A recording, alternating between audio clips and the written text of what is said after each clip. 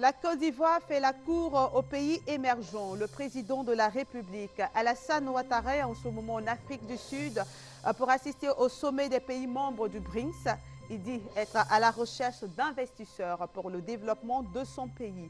Les marchés anarchiques poussent dans tous les quartiers et débordent sur les voies publiques à Bouaké, un véritable danger pour les commerçants et les populations. La ville n'a plus de grands marchés depuis plus de 10 ans.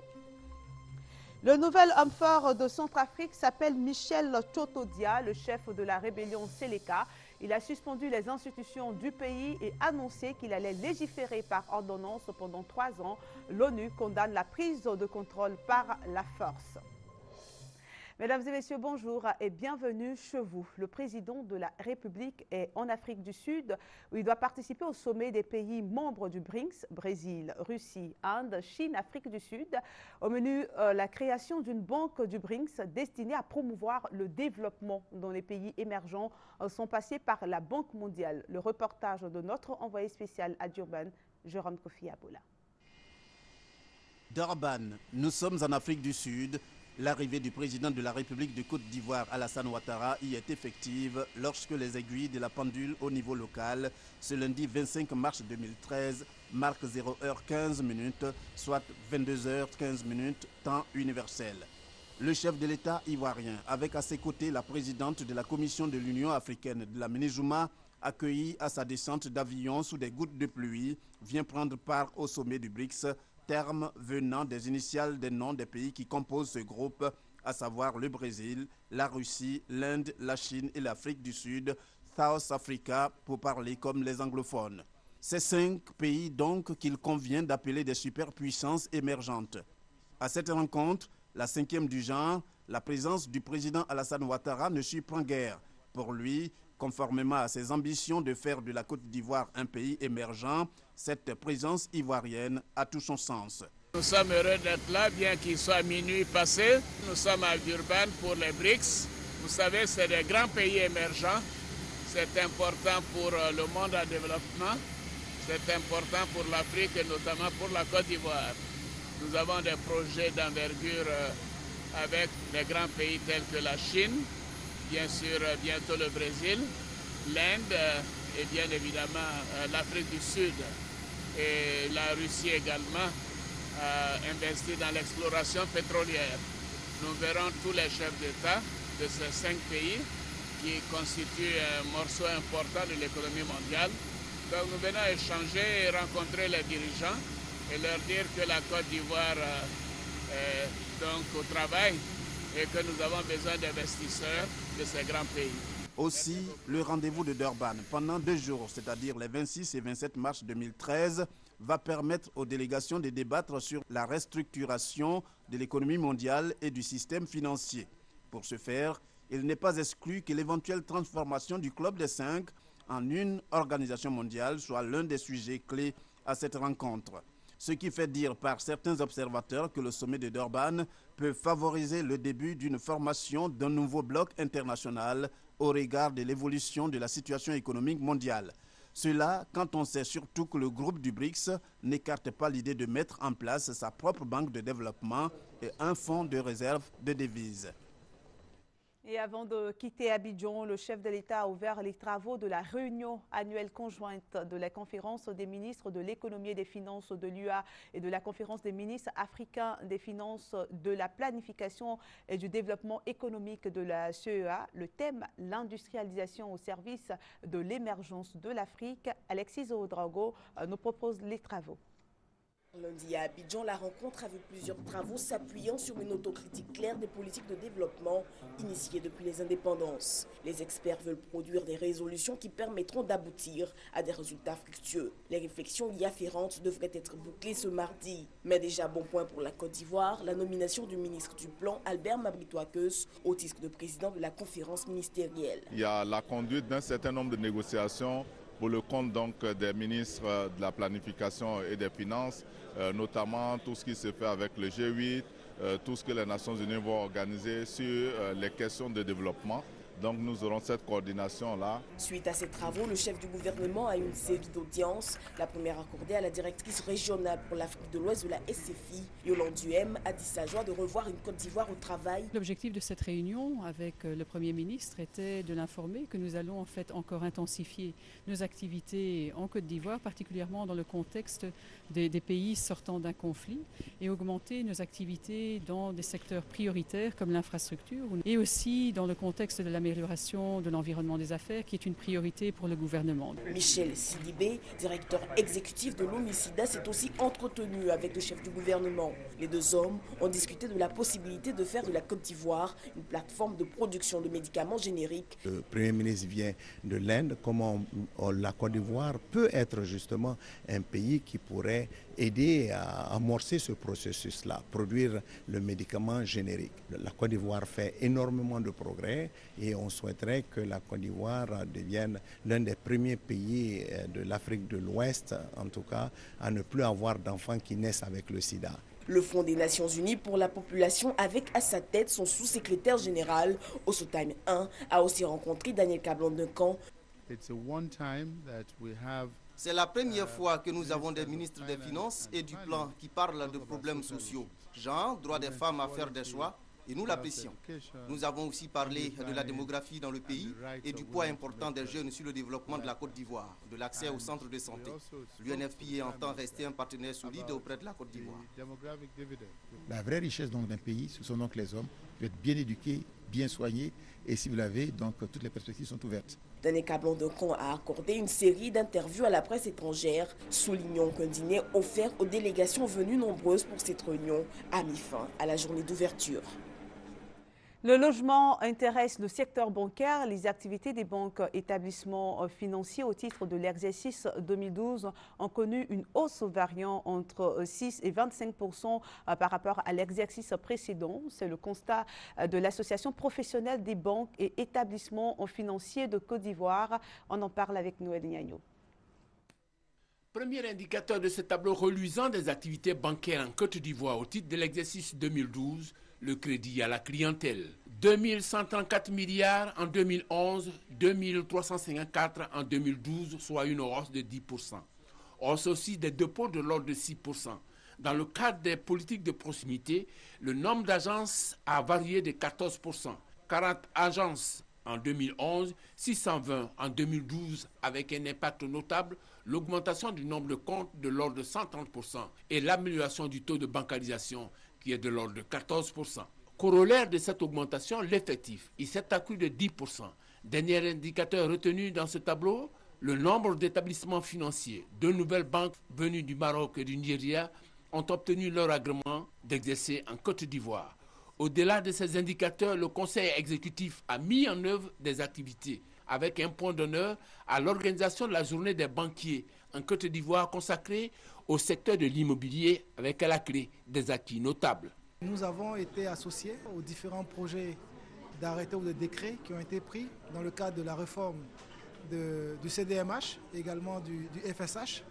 Et nous avons été reçus également en audience par Monsieur le ministre afin qu'on puisse apporter notre contribution, d'accord, à l'élaboration des tests qui sont en cours, notamment dans le cadre du financement des logements sociaux. Les banques sont partantes pour en fait, le financement des logements sociaux dans le cadre du mécanisme qui est en train d'être mis en place. Voilà, nous avons fait nos observations également là-dessus.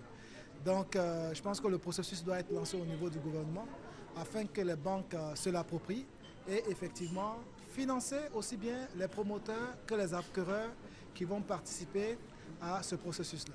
Prochain challenge des banquiers, le secteur agricole. Ils se sont déclarés disposés à pénétrer ce secteur dès qu'il sera sécurisé. Les opérateurs économiques libanais ont maintenant connaissance des efforts entrepris par l'État de Côte d'Ivoire pour les satisfaire. L'annexe fiscale 2013 leur a été présentée par le directeur général des impôts, Pascal Abinan. Et l'État prévoit la réduction de plusieurs taux sur la TVA. Ces abattements d'impôts vont coûter plusieurs dizaines de milliards de francs CFA à l'État de Côte d'Ivoire, comme nous l'explique Francis Boifo. Réduction du taux de la taxe sur la valeur ajoutée, TVA, de l'ensemble des produits pétroliers de 18 à 9%. Baisse du taux de la TVA relative aux droits d'enregistrement pour la formation de sociétés de 6 à 3% pour les entreprises ayant un capital social compris entre 0 et 5 milliards de francs CFA. Ce sont là quelques points de l'annexe fiscale 2013. Le directeur général des impôts, Pascal Kwaku Abina, le dira.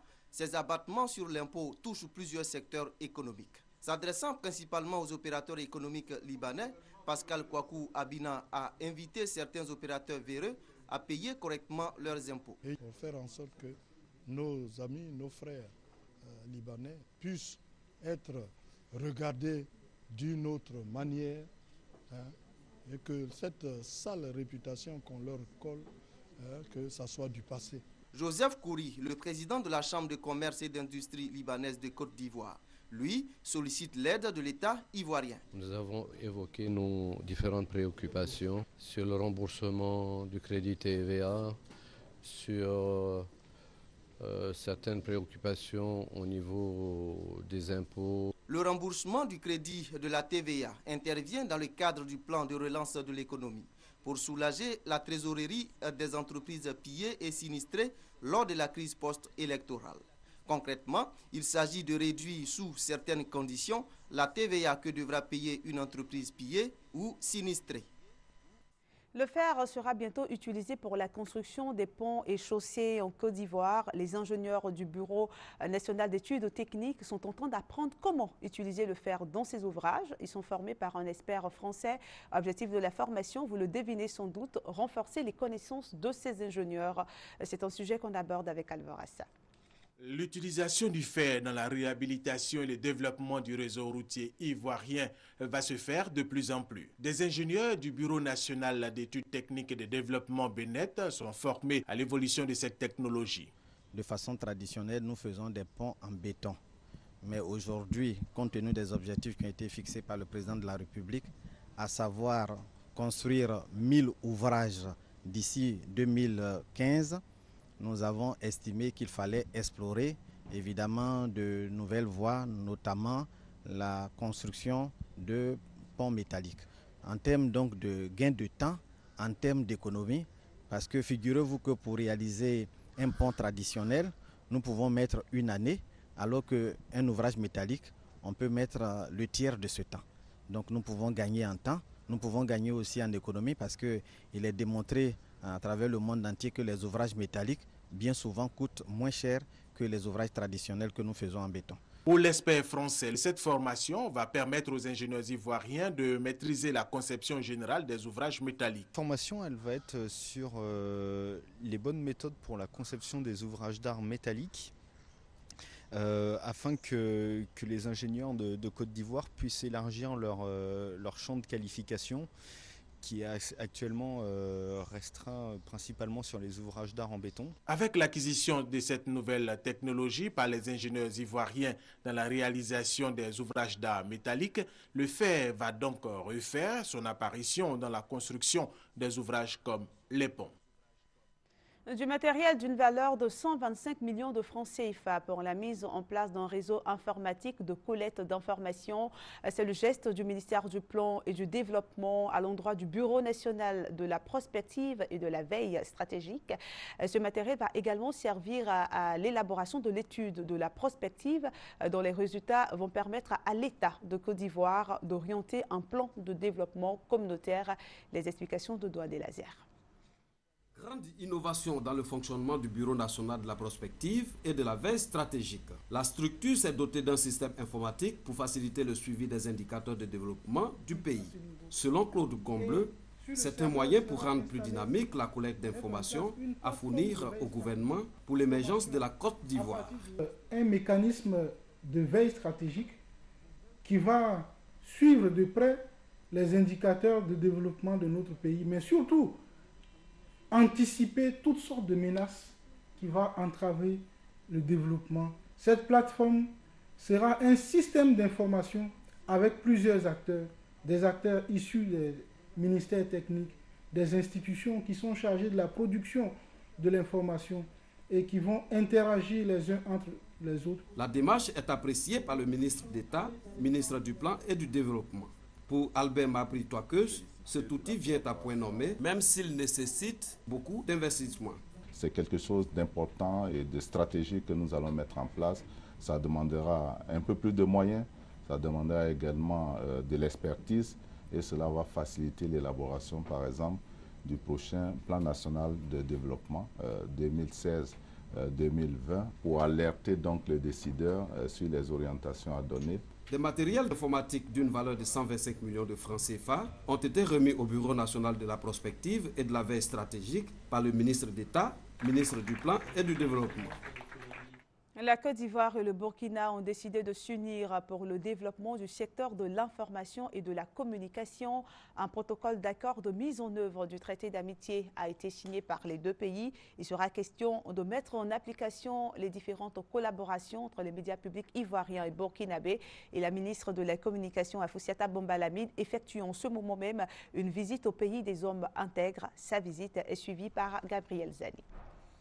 Décisif a été franchi ce lundi à Ouagadougou, la capitale burkinabé, en ce qui concerne la mise en œuvre du traité d'amitié et de coopération signé en juillet 2008 entre la Côte d'Ivoire et le Burkina Faso.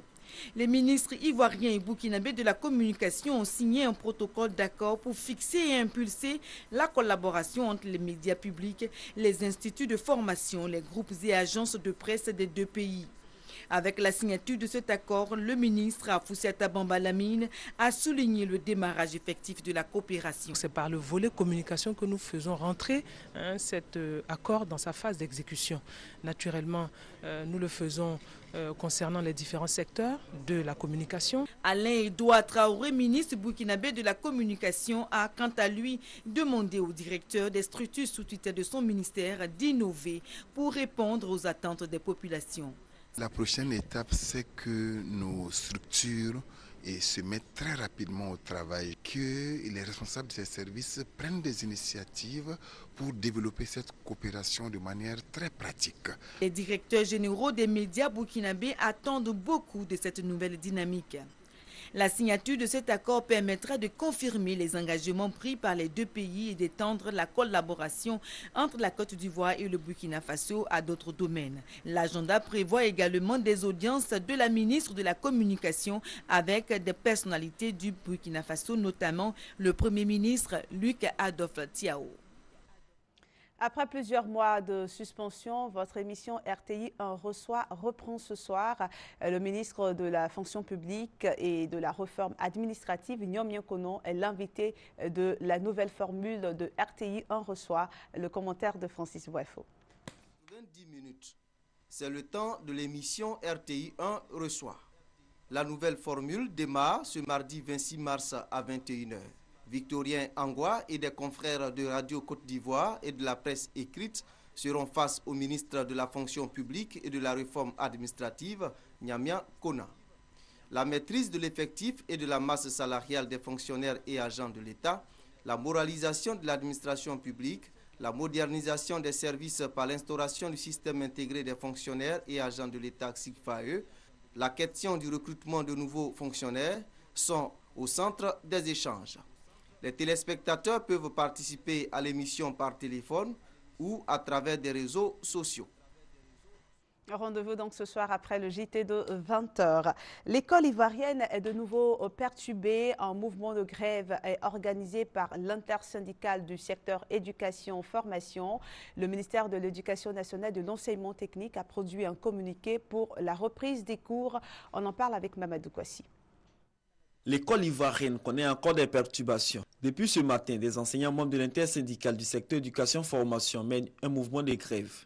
Ils protestent contre la ponction qu'aurait subi leur solde du mois de mars pour la grève tenue du 4 au 10 février dernier. Le ministère de l'Éducation nationale et de l'enseignement technique, dans un communiqué, invite à la reprise des activités et réaffirme la volonté du gouvernement à respecter ses engagements. Le salaire étant par définition la contrepartie d'un travail accompli, comment des agents qui n'ont pas travaillé peuvent-ils raisonnablement réclamer un salaire?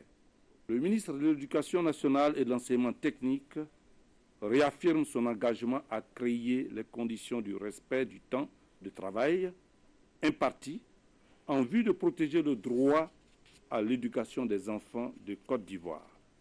Ce mouvement de grève intervient après la rencontre avortée avec le Premier ministre le 12 mars dernier. En 6 mois de cours, ce mouvement de grève est le 4e du genre, une situation qui pourrait sérieusement affecter les résultats scolaires. Et on va parler maintenant de sécurité. Les armes des policiers seront marquées pour plus de traçabilité. Des codes et normes de marquage pour la traçabilité des armes ont été adoptés dans le cadre des dispositions de la CEDEAO. L'opération de marquage des armes aura lieu sur toute l'étendue du territoire national, suivant le TAP de Noé avec Lassina Ouattara. Désormais, les policiers ivoiriens ont leurs armes qui sont formellement identifiables avec des insignes grâce à une opération de marquage pilotée par la Commission nationale de lutte contre la prolifération des armes légères et de petit calibre. Opération volontaire avec l'adhésion de la Côte d'Ivoire qui a ratifié en tant que 14e pays en janvier dernier la convention de la CEDEAO sur les armes légères et de petit calibre. Le fait de marquer les armes permettra d'en faire une très bonne traçabilité. Parce qu'il y a le marquage, il est bien défini. Le logo de la CEDEAO, le logo de la Côte d'Ivoire, le logo de l'utilisateur, le numéro de l'arme, pour les armes qui existent déjà dans notre base de données. Donc aujourd'hui, il sera très difficile qu'une arme appartenant à l'État puisse être volée. Cette vaste opération intervient après une formation des officiers ivoiriens des différentes forces, avec le soutien du Programme des Nations Unies pour le développement, PNUD, et le gouvernement japonais. Chaque force a d'ailleurs reçu un kit de marquage pour mener à bien cette mission qui se situe dans le cadre de la lutte contre la prolifération des armes légères et de petit calibre, ainsi que la sécurisation communautaire. Et quand nous arrivons volontairement, le policier qui est doté se présente à nous avec sa dotation. On vérifie l'arme, les mesures de sécurité d'abord, et ensuite on passe au marquage, c'est-à-dire on fait l'enregistrement d'abord. Le marquage consiste à avoir le logo sur l'arme, ensuite le code du pays, ensuite l'institution, suivi du numéro de série de l'arme. Depuis le processus entamé en octobre dernier, l'équipe en charge de l'opération a sillonné le district d'Abidjan et la région de Yamoussoukro. Ce sont ainsi 4000 armes qui ont été marquées. Le genre sera peut-être pris en compte dans le secteur de la sécurité, précisément dans l'armée et dans la gendarmerie. Un voyage d'études a eu lieu au Sénégal pour s'inspirer de l'expérience de ce pays très avancé en la matière. L'atelier de restitution s'est ouvert hier à Abidjan. Il prend fin aujourd'hui. Hugues Hervé Blé a assisté à l'ouverture de l'atelier. Les forces républicaines de Côte d'Ivoire, le Conseil national de sécurité, l'ONUCI, ont avec de nombreux autres experts pour mission d'identifier et proposer des domaines d'intervention et d'action prioritaires. Ils devraient permettre une meilleure intégration des femmes dans l'armée et leur intégration effective dans la gendarmerie nationale. Les propositions qui seront faites vont s'appuyer sur les leçons tirées de l'intégration des femmes dans l'armée et la gendarmerie sénégalaise. Le seul problème, c'est qu'il fallait s'adapter. Il fallait ouvrir, donc il faut accompagner. L'accompagnement se fait comment? C'est la préparation des cadres que nous sommes à la mixité. C'est fondamental. C'est la préparation de l'infrastructure au niveau interne pour tenir compte des exigences sexospécificité. Nous avons aussi changé de mode de recrutement. Les plateaux techniques ont évolué. Et nous avons aussi repensé le cadre juridique interne pour que les hommes et les femmes que nous sommes puissent trouver leur équilibre dans les systèmes. Initiateur de la récente mission d'études au Sénégal, le Conseil national de sécurité entend renforcer avec le présent atelier les recommandations qui lui sont faites pour la prise en compte effective du genre dans l'armée et la gendarmerie en Côte d'Ivoire. Nos forces de sécurité doivent également fédérer et valoriser toutes les intelligences et les compétences dont dispose la Côte d'Ivoire et donc prendre pleinement en compte les femmes. La prise en compte effective du genre dans les institutions du secteur de la sécurité, que sont l'armée et la gendarmerie ivoirienne, bientôt une réalité. Déjà seront admises cette année les jeunes filles à l'école militaire préparatoire et technique EMPT de Bingerville. Et on se rend maintenant à l'intérieur du pays pour parler de la célébration des femmes de la région du Poro. Elles ont été célébrées pour leur ardeur au travail et leur dévouement pour le développement de Korogo. Elles ont été ici informées de la mise en place du fonds d'aide de la première dame de Côte d'Ivoire, Soro Corona Diarra Soubelarson. Les femmes exerçant dans tous les secteurs d'activité de la région du Poro ont été célébrées pour leurs actions en faveur du développement de la localité. Cet hommage a débuté par un défilé. L'occasion a été belle pour le directeur régional du ministère de la Solidarité, de la Famille, de la Femme et de l'Enfant de la région du Poro de présenter les grandes réformes engagées par le gouvernement pour une égalité entre l'homme et la femme. Nous pouvons citer la révision des lois relatives à la famille, la mise en place d'une stratégie nationale de lutte contre les violences basées sur le genre, le vote à l'Assemblée nationale le 21 novembre 2012 dernier de l'amendement relatif à la loi sur le mariage. Bonsré Adolphe a par ailleurs informé les femmes du Poro de la disponibilité d'un fonds de 100 millions de francs CFA pour le financement de leurs activités. Quant à la représentante de l'épouse du directeur général des douanes, marraine de cette fête, elle a invité ses sœurs à la réconciliation pour contribuer efficacement au développement du pays. Aujourd'hui, nos dirigeants attendent de nous, c'est d'arrêter de pleurer, mais de continuer à prier. Continuer à prier et œuvrer à une Côte d'Ivoire nouvelle et réconciliée. Continuer à prier et œuvrer à une Côte d'Ivoire moderne et moderne. Des échanges sur le planning familial et les maladies sexuellement transmissibles, la remise des diplômes à des femmes battantes et un tournoi de Maracana ont constitué la dernière étape de cet hommage aux femmes de Korogo, dont la majorité exerce des activités agricoles. Les handicapés de la région du Békei souhaitent être impliqués dans les questions de développement. Ils en ont parlé avec les autorités locales. Le commentaire de Kwadjo Kwame. Qu'ils soient dans des halls somptueux ou en plein air, leurs étals vous offrent une multitude de produits. Il s'agit des marchés. À Bouaké, des marchés informels prolifèrent. Ils se tiennent hebdomadairement. Et chaque quartier a son jour de marché. La tenue des ventes à des dates fixes provoque l'afflux des fournisseurs et d'acquéreurs de produits. On vient de Douakankou. C'est tous les mardis. Il y a deux fois on marche. On charge bagage à Je viens de Sarassou. C'est à Moukro. Je suis venu voir le pilon. Je prends ça pour me débrouiller. Leur particularité, l'utilisation des chaussées.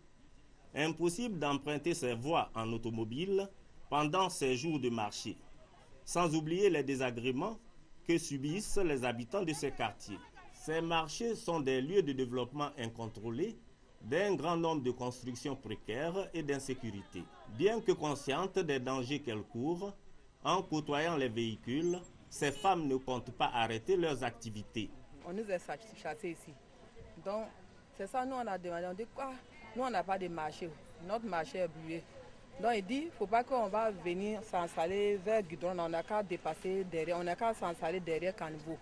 Que sinon, en cas de dégâts, il y a une voiture qui peut faire accident. Même en Ouyassou, ils ont fait accident. C'est pas présent. On a assis là, s'il y a un accident qui vient, c'est nous on a provoqué parce qu'on n'a pas de pain, on a venu s'asseoir sur la route. Nous aussi on n'a pas vendu, nos enfants ne vont pas manger. Subvenir aux besoins familiaux est leur préoccupation majeure. Il serait judicieux de leur trouver un cadre propice quand on sait aujourd'hui le rôle joué par ces femmes dans leur foyer. Cette anarchie est l'un des inconvénients de la disparition du grand marché de Bouaké, parti en fumée il y a plus de 10 ans. On était plutôt à Bouaké où les marchés anarchiques poussent dans tous les quartiers et débordent sur les voies publiques. C'était le deuxième titre de ce journal. Le troisième titre de cette édition nous emmène en Centrafrique. Le nouvel homme fort du pays s'appelle Michel Tchotodia. C'est le chef de la rébellion Seleka. Il a suspendu les institutions du pays et annoncé qu'il allait légiférer par ordonnance pendant 3 ans.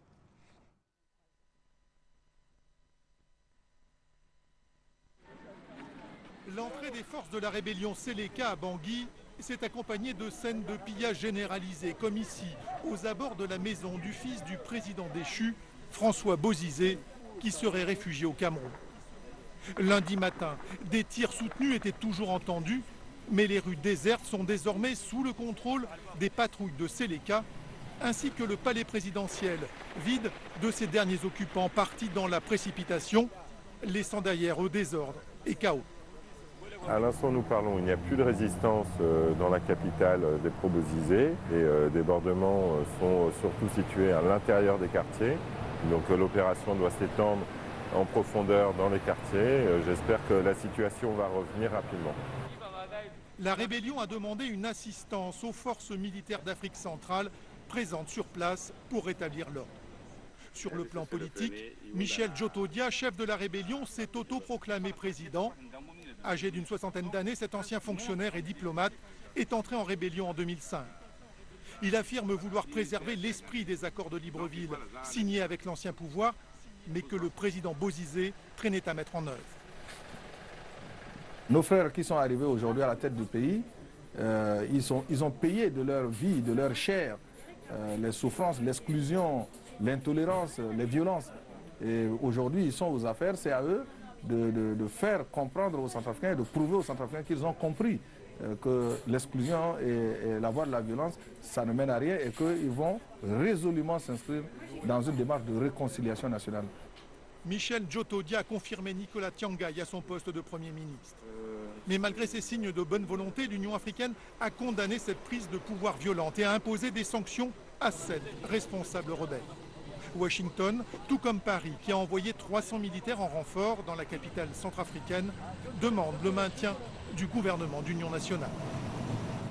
Je rappelle que Michel Djotodia a suspendu les institutions du pays et annoncé qu'il allait légiférer par ordonnance pendant 3 ans. Le président déchu François Bozizé se trouve actuellement au Cameroun dans l'attente de son départ vers un autre pays d'accueil. Fin de cette édition. Merci de votre attention. J'aurai le plaisir de vous retrouver demain à la même heure.